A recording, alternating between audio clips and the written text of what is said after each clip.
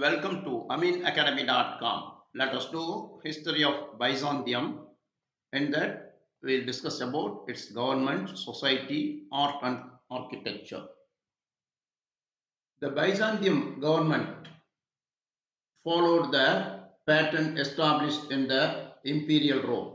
The emperor was all powerful but was still expected to consult such important bodies as the Senate. The Senate in the Constantinople, unlike in Rome, was composed of men who had risen through the ranks of the military service, and so there was no senatorial class as such. Without elections, Byzantine senators, ministers, and local councillors largely acquired their positions through imperial patronage or because of their status as large landowners. The elite senators, made up of the small sacrum consistorium, which the emperor was, in theory, supposed to consult on matters of state importance. In addition, the emperor might consult members of his personal entourage at court. Also, at court were the eunuch chamberlains who served the emperor in various personal duties but who could also control access to him. Now, we'll discuss further about the government, society, art, and architecture of Byzantium. The Byzantium Empire was also, as the Eastern Roman Empire, was a powerful civilization that lasted from 330 to 1453. Here are some aspects of its government, society, and territories. The Byzantium Empire was ruled by an emperor who was considered to be God's representative on earth. The emperor had supreme legal authority but was assisted by legal professionals and a bureaucracy of highly educated bureaucrats. Society. Byzantine society was made up of the aristocracy, the clergy, and the common people. Women had few rights and were often denied positions of authority.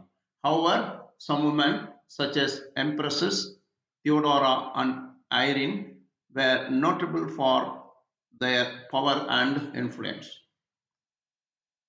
Religion. Christianity was the predominant religion in the Byzantine Empire, and the emperor was the head of the Orthodox Church. In 1054, the Byzantine Empire broke away from the Catholic Church to form the Eastern Orthodox faith.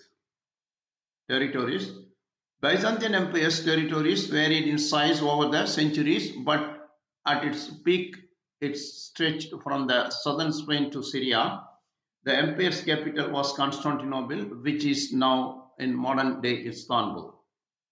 Fall. The Byzantine Empire fell in 1454 after the Ottoman army stormed Constantinople.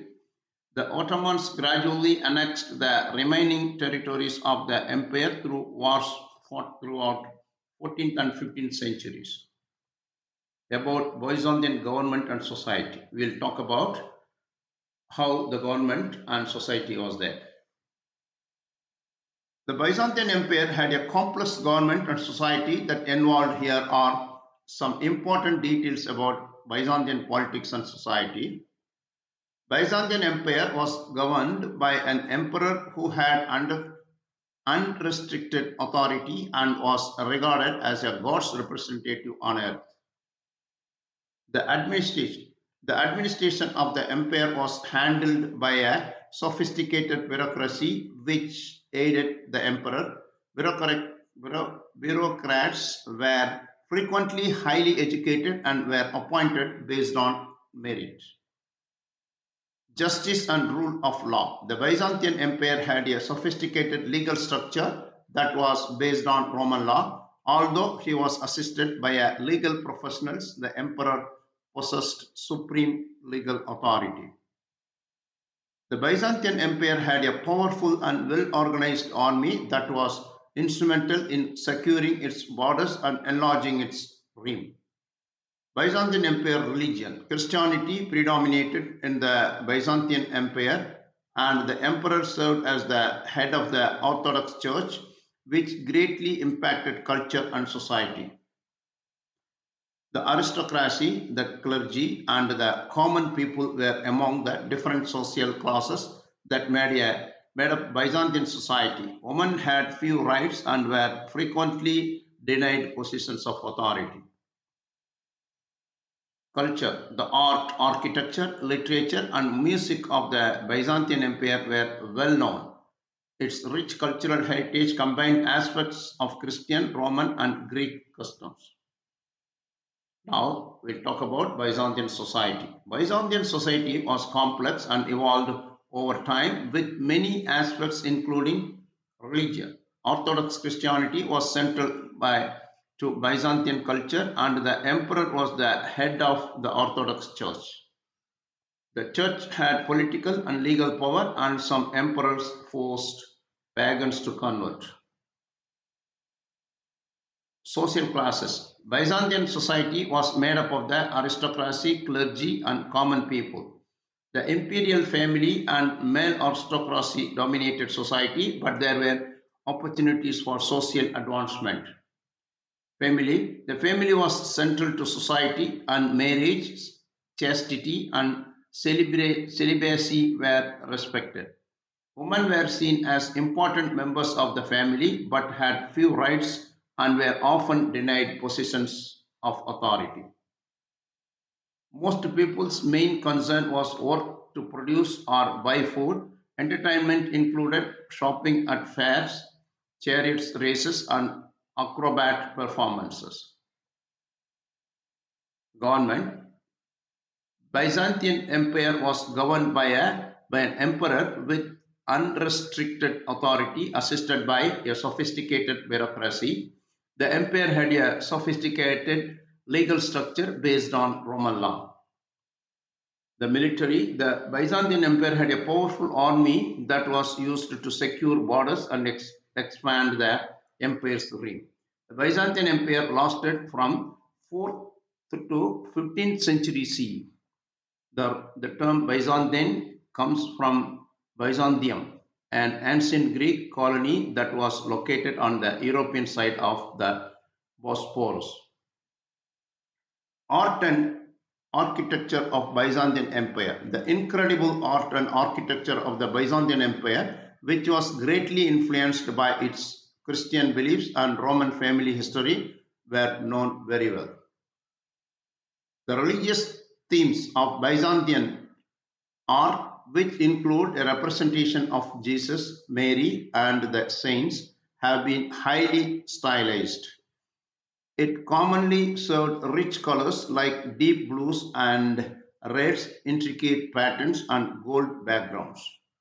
The domes, arches, and ornate decoration were hallmarks of Byzantine architecture.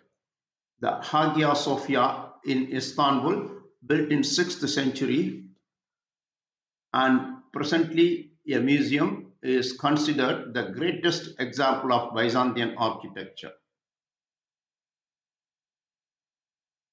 In the Byzantium, in the Byzantine Empire, mosaics had an important place in the art. They featured religious scenes or figures made from tiny pieces of colored glass or stone. Mosaics worldwide can be found in museums and churches today because of many of them have withstood. The use of religious images, known as iconography, was yet another crucial aspect of Byzantine art. Icons were typically miniature paintings of religious figures that were carried around and used during religious rituals and personal devotions. Another form of Byzantine art was the illumination of manuscripts. Religious texts were carefully copied by scribes who adorned them with detailed illustrations and decorative borders. The Byzantine Empire also created secular art such as portraits of emperors and princes in addition to a religious art. In particular, Byzantine art and architecture had a tremendous impact on later European art and architecture during the Renaissance. The significant period of artistic and cultural achievements came to an end with the decline of the Byzantine Empire in 15th century. However, the Byzantine Empire's works of art and structure continue to fascinate the inspired people today. Now, Byzantine legacy. In many areas, we can see that the Byzantine Empire left a lasting impressions. It had a major influence on the political, religious, and cultural spheres in the Mediterranean world. If we consider politics, the Byzantine Empire established a constructive government structure and a strong legal system that greatly impacted the evolution of the modern nation state. Talking about the religion, the Byzantine Empire provided the final major stronghold of Eastern Orthodox Christianity, which is broadly practiced in today's time too. The Byzantine Empire was a tremendous hub for art and art culture. It has left behind an important body of work in the arts, literature, and architecture. It's still obvious in many parts of the world. So many languages, cultures, and religions that will reflect the influence of the Byzantine Empire can also be seen by people in many places.